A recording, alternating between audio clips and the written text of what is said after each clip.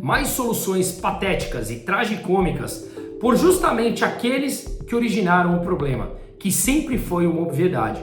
Mas em meio a todo esse caos, acelerando em direção ao abismo, as oportunidades de proteção e de tirarmos proveito em relação a tudo isso está passando em nossos olhos.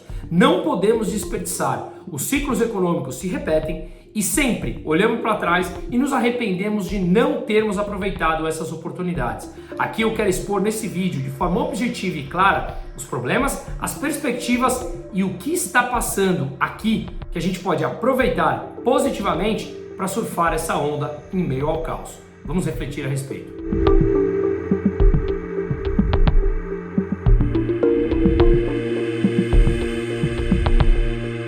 Mas antes de continuarmos, queria um pouco da sua atenção. Aqui nesse canal, a gente valoriza veículos de comunicação que pregam os mesmos valores que nós. Liberdade de expressão, liberdade de mercado e valores extremamente sólidos. Esses merecem todo o nosso respeito e todo o nosso apoio em meio a tudo isso que estamos vivendo. É por isso que não apenas faço parte da equipe da Revista Oeste, como ela também é uma mídia independente que está levando jornalismo sério e verdadeiro, sem censura, com uma qualidade a cada vez mais pessoas. E agora eles estão com uma campanha histórica para atingir os 100 mil assinantes. Fato histórico, pregando a total liberdade de expressão. E eu quero que vocês façam parte disso junto comigo. Acesse o link que está aqui na descrição ou o QR Code que está aqui na tela. Não fique de fora dessa. Ao assinar, você não apenas está apoiando um jornalismo sério que bate contra esse sistema corrupto autoritário, mas também ajuda a divulgar e estruturar essa causa que está tomando corpo no Brasil. Precisamos buscar nossas liberdades. Esperar alguma coisa deles é esperar que sejamos calados o mais rápido possível. Portanto, faça parte do time Oeste junto comigo. Acesse o link ou o QR Code aqui na tela e apoie a causa de liberdade de expressão, valores sólidos e liberdade de mercado. Voltando ao vídeo. O cenário é realmente preocupante, mas isso foi falado nos últimos anos por quem tem um mínimo de conhecimento de gastos públicos, do histórico do PT, do histórico do Lula e de ciclos econômicos. O que determinadas ações governamentais, especialmente ao produzir déficits recorrentes e achar que isso não é um problema, sempre leva ao mesmo caminho: aumento de pobreza via inflação. E o que é tudo isso? Ele é ocasionado pela desvalorização da moeda, como já tivemos oportunidade de explicar esse funcionamento em vários outros vídeos. Pois bem, o cenário é realmente preocupante. A dívida do Brasil não para de crescer, porque o governo gasta mais do que arrecada, precisa captar dinheiro, se endividar para conseguir honrar os seus compromissos, os pagamentos de curto prazo. Caso contrário, a máquina pública para. Vamos lembrar que do orçamento brasileiro de pouco mais de 2,3 trilhões de reais, 96% é simplesmente gasto obrigatório para pagar as contas. Dos menos de 200 bilhões dos chamados gastos discricionários, os não obrigatórios, menos de 200 bi, precisa reservar pouco mais de 50 bilhões para emendas parlamentares. Ou seja, sobra aqui menos de 150 bilhões para investimentos e outros gastos não obrigatórios. Portanto, o orçamento brasileiro é completamente engessado e não tem como o país avançar sem mudar as cláusulas pétreas na Constituição que obrigam esse aumento de gasto quando o Brasil aumenta a receita, seja via impostos ou crescimento artificial do PIB, como também já falamos em vários outros vídeos, mas passaremos aqui adiante. Tudo isso, esse alto endividamento, através do alto gasto público, gastar mais do que arrecada, faz com que cresça a desconfiança dos investidores, daqueles que emprestam dinheiro ao Brasil via Tesouro Direto. Por exemplo, o governo emite dívida no Tesouro Direto, nós vamos lá e emprestamos o dinheiro para receber uma taxa de juros. Essas taxas de juros que o governo precisa pagar para atrair esses investidores é cada vez maior. Se o teu risco é maior, o investidor exige uma taxa de juros maior para emprestar para um país mais arriscado. Portanto, maior desconfiança no país por conta do aumento de dívida significa que você vende mais reais para comprar dólares. Até mesmo porque nos Estados Unidos as taxas de juros estão mais altas. Uma oferta maior de real desvaloriza a moeda. Uma moeda desvalorizada significa preços mais altos inflação. E é tudo isso que estamos vivendo e que falamos nos últimos 2 anos, muitas vezes pouco escutado, principalmente pelo mainstream econômico, aqueles que acham que está tudo bem quando você está anabolizando a economia de curto prazo. Outro ponto é o PIB inflado, ou seja, o resultado de tudo que o país produz, Produto Interno Bruto, em que ele foi anabolizado, já explicamos detalhadamente em outros vídeos, pelos gastos fiscais, uma política fiscal expansionista. O governo gasta mais, estimula o consumo e o endividamento da população e das empresas no curto prazo, as pessoas consomem no curto prazo, o PIB cresce. Só que as pessoas estão recebendo mais transferência de renda do governo, que está se endividando para transferir essa renda e parecer que tudo está bem no curto prazo. Assim, claro, nesse curtíssimo prazo, o país cresce, anabolizado. Só que ele cresce muito mais do que a sua própria capacidade, porque é como se estivessem injetando aqui bombas para que ele pudesse crescer nesse momento. Ou você tem uma empresa com uma máquina, essa máquina é capaz de produzir, digamos, 10 caixinhas dessas aqui durante o dia. Você injeta uma eletricidade a mais ou coloca 2 trabalhadores, não importa. Você muda a capacidade dessa máquina de produzir no curtíssimo prazo e ela passa a produzir 20 por dia. Só que você está forçando o motor muito acima da sua capacidade e, portanto, no médio prazo, esse motor simplesmente irá explodir. Quando você estimula a economia no curto prazo sem o incremento da produtividade, significa que a produção será maior acima da capacidade desse motor, como eu acabei de dar esse exemplo, e faz com que a demanda seja maior do que a capacidade de produzir. Com isso, você tem um aumento da demanda e não consegue aumentar a oferta porque a capacidade produtiva é limitada. Isso faz também com que os preços subam, portanto, mais inflação. Essa diferença entre o que o país produz, o PIB, versus o que ele vem produzindo, a capacidade de produzir, é chamado o hiato do produto. A diferença entre o que o país está produzindo e a sua capacidade produtiva. Portanto, você tem um carro com motor, digamos, 1.0 e você coloca um turbo nele que vai forçar muito o motor e ele vai estourar em algum momento. É realmente essa a comparação. Portanto, mais inflação. E o que a gente vê, o governo segurando os preços administrados de gasolina, diesel, eletricidade, mantendo inclusive a gasolina e o diesel abaixo do preço internacional, com uma defasagem internacional do diesel e da gasolina, para que essa alta necessária não se reflita na inflação. Só que ao vender o produto abaixo do preço internacional, você desestimula os importadores privados. E o Brasil depende do que esses importadores importam para também suprir a demanda interna do mercado. Isso pode, em algum momento mais adiante, levar até escassez de produto, como já aconteceu, da gasolina e do diesel. E isso leva o preço mais ainda para cima. A discussão é justamente essa. Agora, começo de fevereiro, o ICMS vai subir para gasolina e para diesel. Portanto, o preço subirá sim ou sim.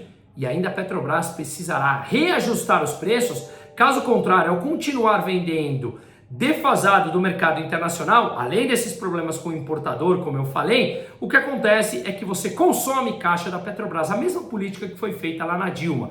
Portanto, tudo que trouxe ao estouro que levou o Brasil a cair 7% nos últimos 2 anos da Dilma, com uma inflação de 12%. Os dados econômicos já começam a aparecer. Dados de serviço, produção industrial do final do ano passado já vieram em queda. Agora que eu estou gravando, saíram dados do CAGED. O Brasil fechou 535 mil vagas no mercado de trabalho em dezembro. Vamos lembrar que todos os meios de comunicação vêm falando que o desemprego está na mínima. Sob a metodologia analisada do IBGE, sim. Mas como é essa metodologia? Eu já fiz um vídeo explicando detalhadamente. Mas um exemplo claro. Pessoas que voluntariamente decidem não procurar emprego, mas têm idade e condição de trabalho, eles não entram no cálculo do IBGE como desocupados, portanto não entram como desempregados. Mas 37 milhões de pessoas recebem Bolsa Família e voluntariamente não querem procurar emprego. Essas pessoas não entram como desempregado. 37 milhões. Portanto, esse dado de desemprego na mínima histórica é sobre a metodologia do IBGE, que não reflete em nada a realidade do mercado de trabalho brasileiro. Em meio a tudo isso, preços de alimentação em alta por conta da desvalorização da moeda desvaloriza, perde valor e os preços sobem.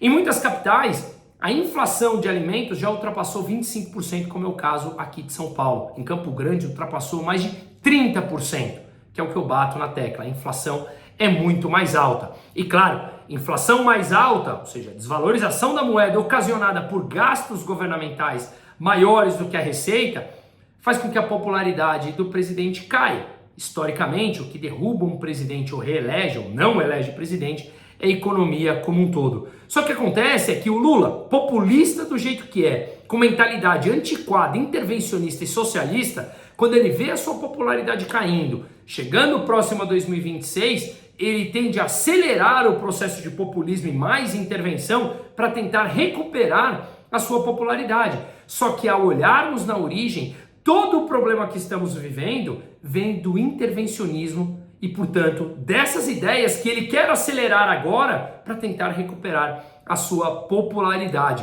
A gente viu inúmeras pesquisas saindo onde já a ampla maioria dos brasileiros desaprovam esse governo. Repito, não é puxar a sardinha para esse canal ou para as minhas análises, mas é que isso sempre foi muito óbvio ao olhar minimamente a economia. E qual é o resultado que eles oferecem?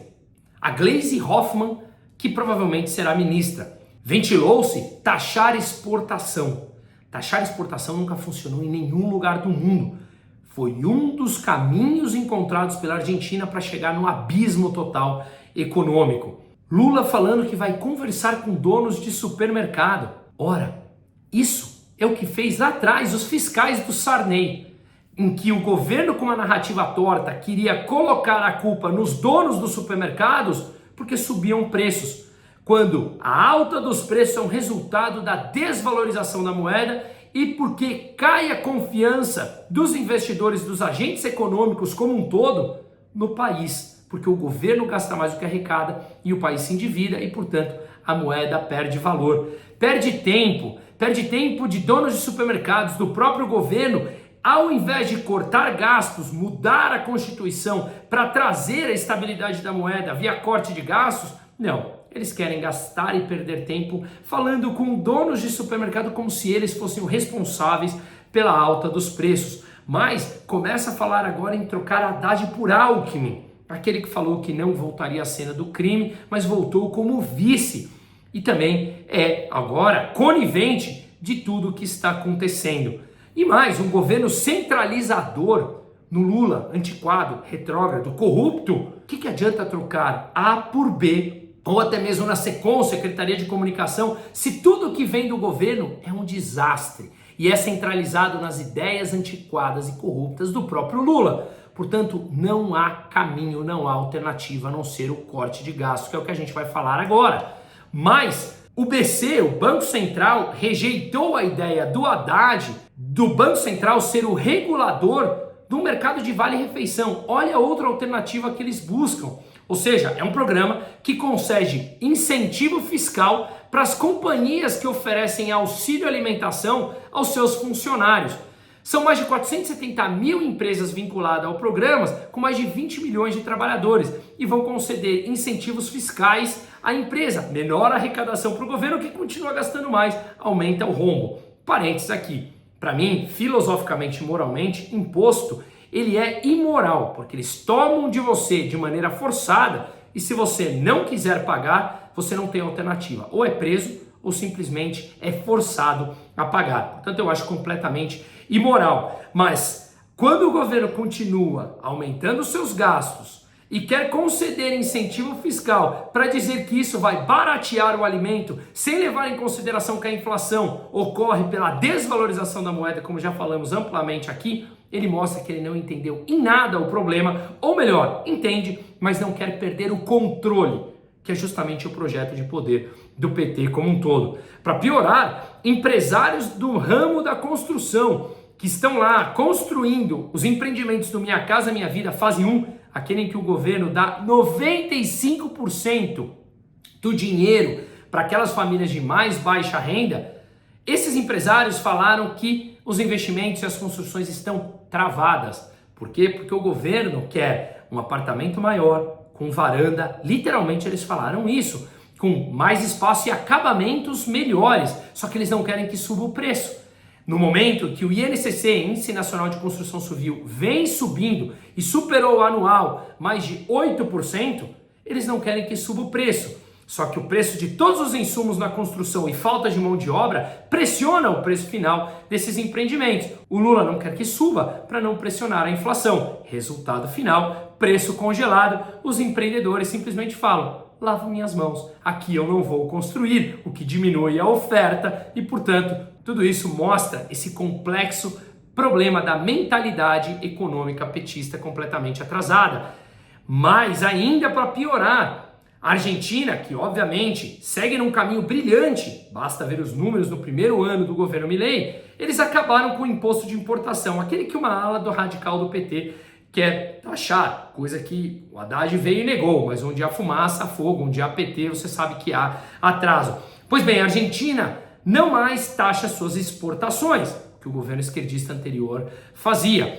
E com isso, o milho brasileiro, ou as exportações brasileiras, perdem competitividade frente ao produto também da Argentina. Ou seja, é um combo completo de problemas que vêm de uma única origem: lutar por um projeto de poder e ideias completamente antiquadas. Basta olhar uma matéria que saiu no Poder 360, que todas essas políticas que servem como narrativa apenas para enganar os mais pobres, ao olharmos, o PT, ele sempre favoreceu uma classe mais alta, porque a inflação, por conta de tudo isso que explicamos, vai de frente com a população mais pobre.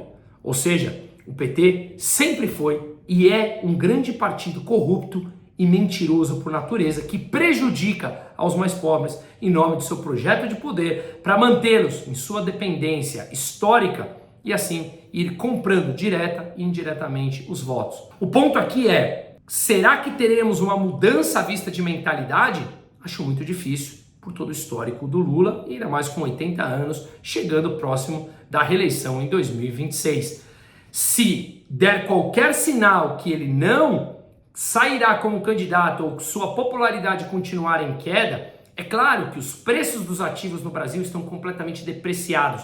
Os mercados se animam, os juros futuros cairiam e o real se valorizaria, uma vez que foi a pior moeda em 2024. Portanto, há sim espaço para melhorar e é relativamente fácil colocar o Brasil nos trilhos. Ou o Lula caminharia para uma reeleição e levaria o país para uma chamada dominância fiscal, onde subir os juros não mais tem resultado para controlar a inflação, situação que estava a Argentina pré-Milei. Portanto, se der qualquer sinal que o Lula pode sair e entrar alguém minimamente mais responsável, todos os preços de bolsa, de renda fixa tendem a estar extremamente atrativos nesse momento. Se caminhar para a reeleição e dominância fiscal, tudo, mesmo estando a preços amassados como agora, tudo continuaria caro no Brasil. Portanto, é um teste de autonomia do Banco Central, que ontem subiu a taxa de juros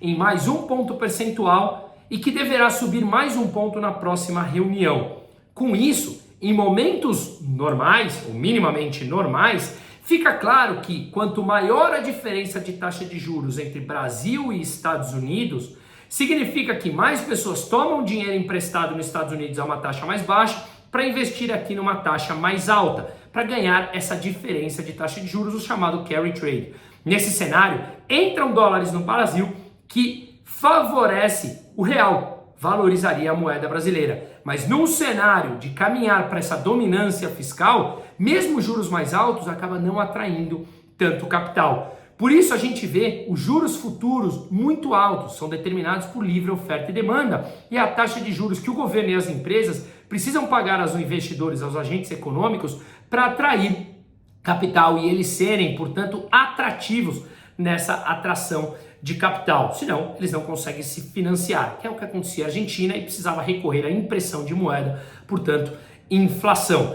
Se a taxa de juros no Brasil continuar alta por muito tempo, que nesse cenário deve continuar, e os Estados Unidos mantendo, como mantiveram a taxa de juros ontem, ou cortando, uma vez que os dados econômicos por lá já começaram a mostrar certo nível de inflação mais ou menos próximo da meta, a diferença de taxa de juros entre os dois países cresce, isso poderia favorecer o real. Mas a continuar a dívida brasileira crescendo, a gente pode ter novamente uma desvalorização do real lá para cima dos 6. Inclusive, o UBS falou que essa valorização foi momentânea e temporária e que o dólar deve voltar para cima dos 6,40, como nós vimos muito próximo há poucos dias atrás. Claro, se os Estados Unidos entrarem no caminho de corte de gastos, como tudo promete, através do Departamento de Eficiência Governamental liderado por Elon Musk, e esse corte de gastos através de baixar impostos, liberalizar a economia, como prometeu o Donald Trump, se ele fizer isso, há espaços claros para os Estados Unidos crescer de uma maneira absurda e ser uma máquina de sucção de investimentos. Portanto, maior demanda por dólar que acaba desfavorecendo o real aqui e as moedas dos países emergentes. Portanto, mais moeda desvalorizada, mais necessidade de juros altos, mais economia desacelerando, ainda mais quando o governo não tem mais capacidade fiscal para continuar injetando dinheiro na economia. Se os Estados Unidos continuarem nesse caminho e as imposições das tarifas forem menores do que as inicialmente divulgadas por Trump, aí sim a gente pode ter nesse cenário um dólar um pouco mais fraco e acabaria favorecendo o real se nós cuidarmos das nossas contas, senão mesmo com taxa de juros mais altas, como vimos, não atrairemos capital. Como muito bem falou o economista-chefe do UBS, abre aspas, dezembro foi horrível para os ativos de risco brasileiro, incluindo o real.